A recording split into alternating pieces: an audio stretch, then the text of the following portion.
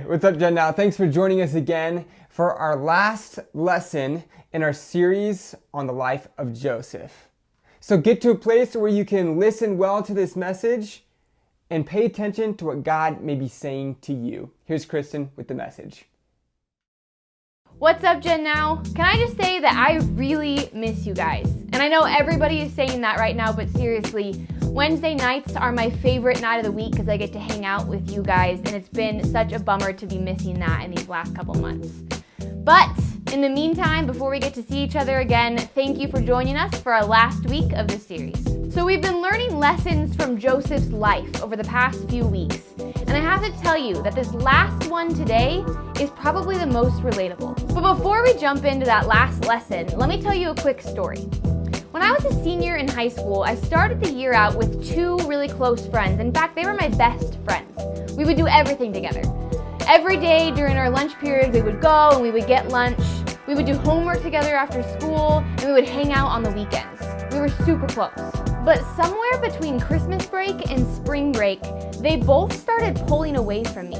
They stayed friends, but they stopped texting me, they stopped inviting me to lunch, they stopped inviting me to hang out on the weekends. And to be honest with you, I have no idea why, but I was really sad. It was my last year of high school and my best friends had abandoned me. It was super sad, but honestly, as time went on, I became less sad about it and more angry. I wanted to pay them back for the hurt that they had caused me. I wanted them to feel abandoned just like I had. And I actually never did anything about it because I was seen as the good kid and I wanted to uphold that reputation. But honestly, I became consumed with the thought of hurting them like they hurt me. Okay, I know this sounds pretty dark, but we all do it, don't we? Even if we don't act on it publicly, payback is something that we all want at some point. When someone talks behind our back, we want payback. When someone flirts with our girlfriend or our boyfriend, we want payback. When someone doesn't invite us to that party, we want payback. And often it's the people that we are closest with that hurt us the most and that we want to hurt in return most. And when you think about it, there are three different kinds of payback. The first is public payback. This is when your best friend starts dating your ex and you're mad about it, so you confront them publicly by texting about it on the group chat so that they'll be embarrassed in front of all your friends. The second kind of payback is passive. And this is where instead of maybe confronting them publicly, you just stop responding to their texts or stop talking to them at school. You give them the silent treatment so they feel guilty. And the third kind of payback is imaginary. This is what I did in high school.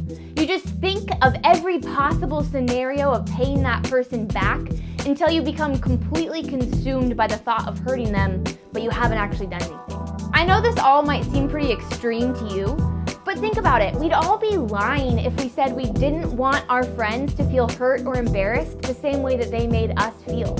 It's just human nature. We're all so hungry for justice. Think about it. The last time your mom came home with your brother and she bought him Dutch Bros but not you, what did you say? You said, wait, that's not fair. See what I mean? We want life to be fair, and we want to see the people around us get what they deserve. So this is the kind of situation that Joseph finds himself in as we wrap up his story this week. But really quick, let's recap. Joseph has 11 brothers, but he is their dad's favorite. He has crazy dreams and brags to his brothers. His brothers sell him into slavery in Egypt. When he gets there, he actually moves his way up and ends up in charge of an official's house. Joseph gets accused of a crime that he didn't commit and gets thrown in prison. But he gets released years later because he can interpret dreams for Pharaoh, who is in charge of all of Egypt. So let me ask you a question. If your own family sold you into slavery, wouldn't you want payback? Let's pick back up with Joseph's story and see what he does. So because Joseph can interpret Pharaoh's dreams, he literally goes from prison to second in command over all of Egypt. And it's his job to make sure that everyone has enough food. Remember that grocery stores were not a thing back then, and the land was in this huge famine, which meant that there was this big shortage of food, and so people were coming from all over to Egypt in order to collect enough food to survive. And as Joseph is handing out food to all of the people that come to ask for it, One day, guess who shows up to ask Joseph for food? None other than his brothers, the same ones who had sold him into slavery years before. And the situation is perfect for Joseph because he recognized his brothers, but they didn't recognize him. They just assumed he was dead. So Joseph is set up for the perfect payback scenario. I mean, he could do anything he wanted. He's in charge of Egypt. Let's read and see what he ends up doing. Joseph could stand it no longer.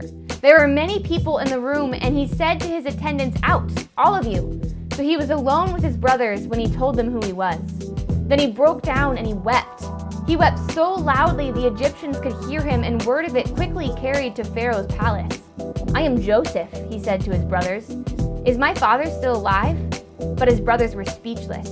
They were stunned to realize that Joseph was standing there in front of them. Can you imagine the tension? I mean, his brothers were probably terrified.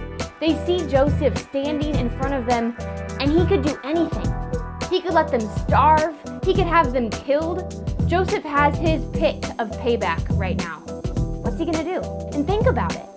If you were Joseph, what would you do? To be honest with you, I have no idea what I'd do if I was in his shoes. Let's keep reading. Here's what Joseph does. "Please come closer," he said to them. So they came closer. And he said again, "I am Joseph, your brother, whom you sold into slavery in Egypt. But don't be upset and don't be angry with yourselves for selling me to this place. It was God who sent me here ahead of you to preserve your lives.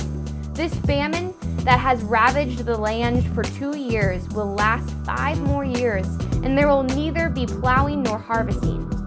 God has sent me ahead of you to keep you and your families alive and to preserve many survivors. So it was God who sent me here, not you. And he is the one who made me an advisor to Pharaoh, the manager of this entire palace and the governor of all of Egypt." So he doesn't get his payback. He doesn't even punish them even a little bit. There's only one explanation for such kindness. Joseph had already done the hard work of forgiveness. Joseph acknowledged his brother's wrongs and his hurt, but he didn't cause any more hurt. This could only come from someone who had already forgiven the people who had wronged him. Joseph chose forgiveness over payback.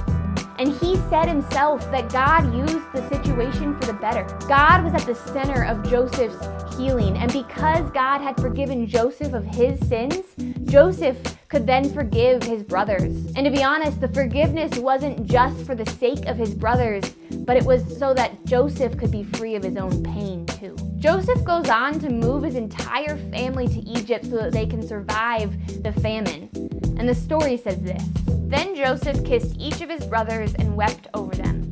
And after that, they began talking freely with him." So maybe the only thing that feels better than payback is reconciliation.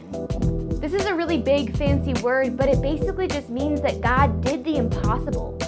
He brought peace to a relationship that had only ever known hurt. So in this last situation where Joseph didn't know what to do, what did he end up doing?